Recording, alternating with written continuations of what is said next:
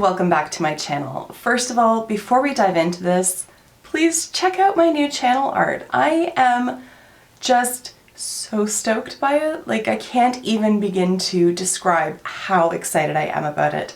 My friend Danica made it. You can find her on Instagram at Ferret and Mink. She does a lot of this kind of digital art. Throughout the month of January, she is doing a promo where she will do a commissioned piece for you if you donate at least $40 to the New South Wales Rural Fire Service and send her a screenshot of that. And I think she's just so creative and so amazing. She sent me the original mock-up of the bears and I was like, they're perfect, they're amazing. And then she tweaked it even further, and then she tweaked it and tweaked it and tweaked it, and it just, like, every time she changed something, it became that much more perfect. And I'm just so blown away by the time that she put into it, the effort, the creativity, and I absolutely love the outcome of it. So very, very happy, and Danica, thank you so much. All right, moving into the meat and potatoes of this particular video, we are here to talk about the new Fenty Beauty, what the hell are they called? They've got this great big long name that I cannot remember. Snap Shadows Mix and Match Eyeshadow Palettes. I picked up two of them. I have number 4 and I have number 7. So this one is Rose and this one is Cadet. Okay, so let's start with the outside packaging. So obviously you can see that they are mini palettes. They are housed in plastic. They just open up quite easily. There is a mirror inside, and then you are getting 6 shades in each. Obviously, this is the rose one. Over onto the Cadet palette. This one kind of gives me subculture vibes, to be honest, with that mustard and the really deep teal. Overall, it's a color story that I'm quite happy about. Now, the whole Snap Shadows thing is because these two palettes actually snap together. So you just lay them on top of each other back to back and they snap. And then you can open them up and now you have 12 shadows that you can work with. So there it is. To me, honestly, it's a little bit gimmicky. I mean, it's really not a necessity. It's not. It's kind of a cool little feature, especially if you're traveling somewhere and you want to take a couple of the palettes with you and you don't want to be losing one in a bag and having to dig through everything because they are quite small. Frankly, they're about the size, honestly, they're about the size of a credit card, basically. So I can understand the functionality from that perspective, but sitting in my drawer, I don't need them to snap together. It's not a drawback, it's just really not something that I would say like, oh, they snap together, you have to buy these. It's just an added perk, I suppose. So these retail for $33 Canadian on the Sephora website. I've just gone over to it on my Sephora app on my phone, and it now says in the description that for every 2 palettes that you buy, you save $5 US, and you just add the 2 into your cart, and the discount is applied automatically. That did not apply when I purchased these, so I paid $33 for the 2 of them, like $66. Now, I can't test this out because they changed the Sephora app, and the Sephora app is crap. That's all there is to it. There is no option on here for me right now to actually add it to my cart. Seems very counterproductive, Sephora, just saying.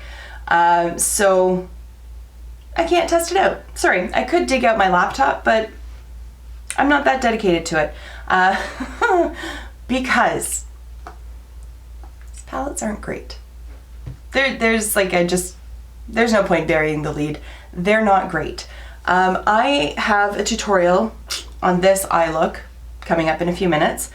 I honestly could not be bothered to do, no, it's this one, could not be bothered to do a tutorial with Cadet. Simply because it performs the same way that the rose one does. They're functional.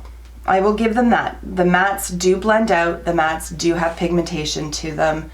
The shimmers, not as shimmery as I would like them to be. And this one, the rose one, has like a pressed glitter kind of deal. It's just not suspended in that like gelatinous gloop that most of them are.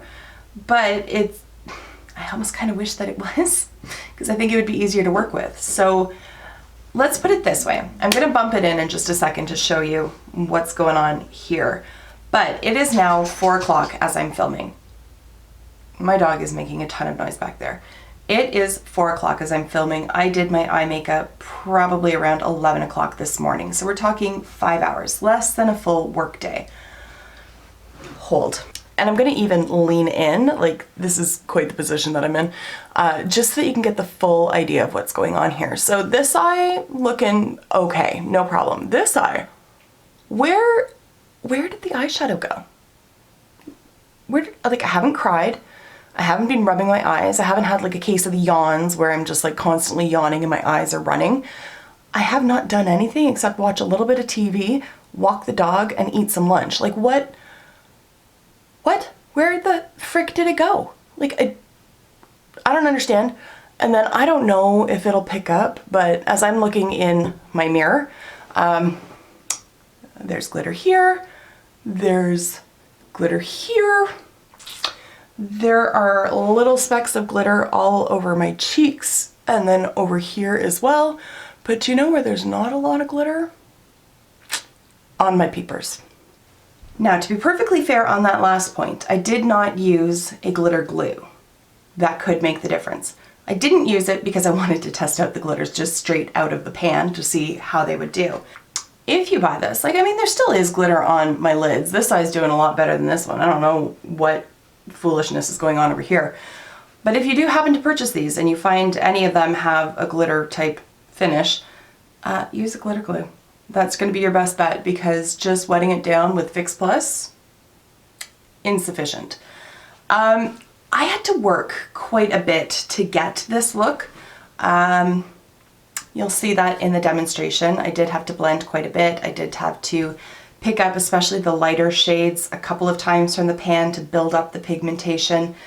Overall, these are just okay. Sorry. I mean, I've been a fan of most of what I've tried from Fenty. I'm not enticed to go back and try any more of these palettes, we'll put it that way. I don't see that I'm gonna reach for them very often.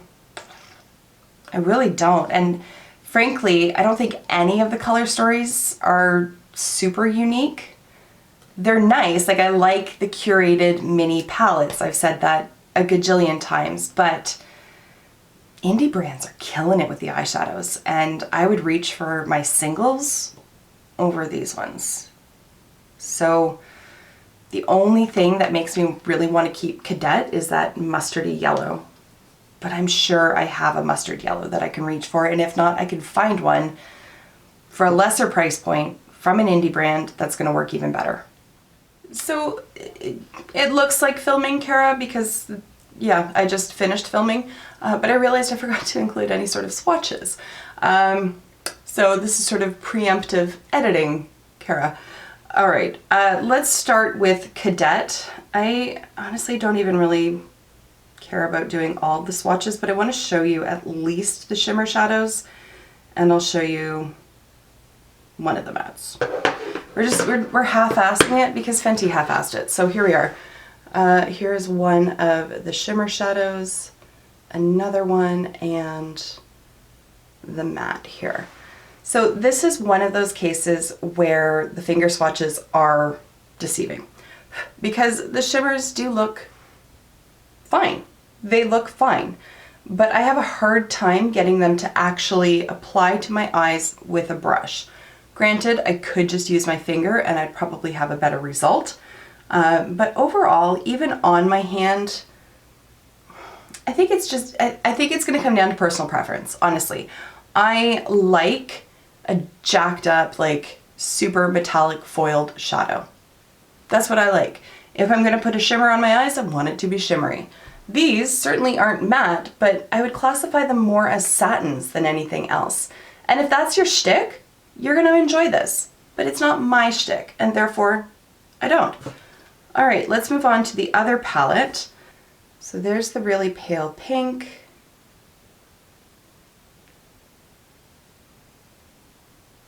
Two shimmers, and then the glitter one. So the pale pink I really have to build up, and I am pretty pale to begin with, but it just does not come to play. So I really need to build that one up. Again, the shimmerier shadows are more satiny. That's just straight up how they are. The glitter one, again, I'm gonna kind of come in and hopefully it will focus properly and also the lights will work.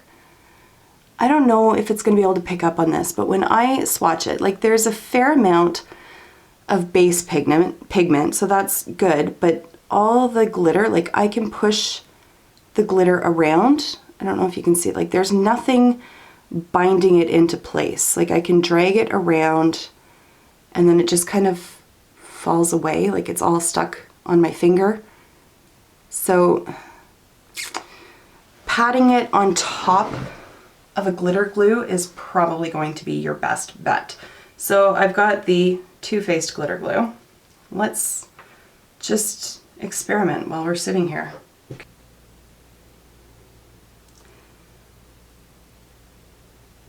Okay, sorry, I had to be able to see because I couldn't see what I was doing. It definitely works better on top of a glitter glue, for sure. Now, the longevity, I don't know, but at least there's like an even distribution of the actual glitter particles in there.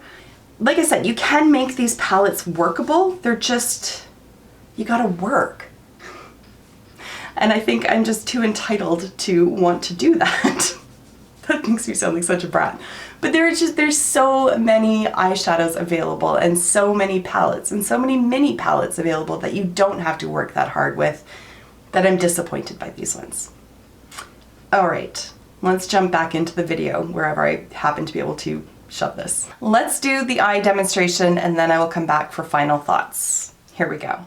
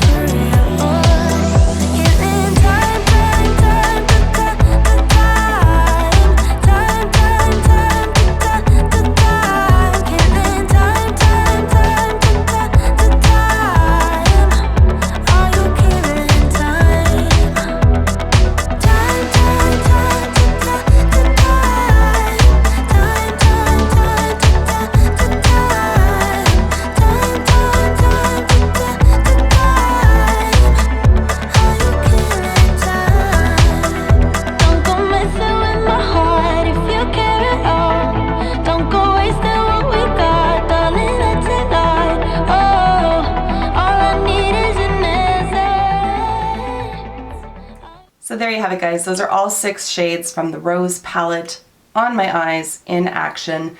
Now, I didn't do a tutorial using the Cadet palette simply because it would honestly just be redundant at this point. It's really, I add these into my review videos more for the purpose of showing how they perform rather than an actual tutorial per se, and the shadows perform the same in both palettes. I will say that with Cadet, there is no glittery shade, so there is an extra matte shade That makes it a little bit more user-friendly for me, frankly, but it's still not wowing me and throwing me over the top.